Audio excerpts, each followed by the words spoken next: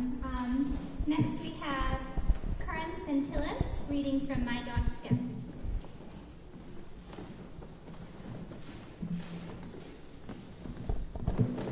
Hi. Okay, before I start, for those of you who have not seen the movie My Dog Skip, it's a memoir of Willie Morris. He grew up in a small town in Yazoo, Mississippi with his dog Skip. And in his later life, after he graduated from Ole Miss, he became an editor at Harper's Magazine, the literary magazine. But the passage that I'm going to read is about him growing up in his hometown with his dog Skip. The town where old Skip and I grew up together was an unhurried and isolated place then. About 10,000 people lived there, of all races and origins, and it sat there crazily, half on steep hills and half on the flat delta.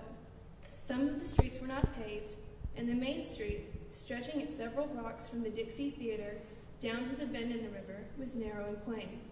But down along the quiet, shady trees, with their magnolia and pecan and elm and locust trees, were the stately old houses that had been built long before the Civil War, slightly dark and decaying until the descendants became prosperous enough to have them restored, which usually meant one coat of white enamel. All of this was before the big supermarkets and shopping centers and affluent subdivisions with no sidewalks and the monster highways and the innocents lost. It was even before there was television, and people would not close their doors and shut their curtains to watch the quiz games or the comedy hours or the talk shows where everybody talks at once. We would sit on our front porches in the hot, serene nights and say hello to everyone who walked by. If the fire truck came past, we all got in our cars to follow it, and Skip was always the first to want to go.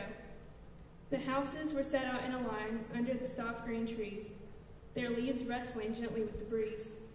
From the river sometimes came the melancholy echo of a boat's horn. I knew the place better than I knew my own heart, every bend in every road, every house, and every field. The exact spot where the robin went for her first crocus. It was not in my soul then, only in my pores, as familiar to me as the rain, or grass, or sunlight. The town was poor one year and rich the next. Everything in it pertained to cotton, and hence to usury, and mortgage, and debenture, and labor. We lived and died by nature, and followed the whims of the timeless clouds. Our people played 7-card stud with God.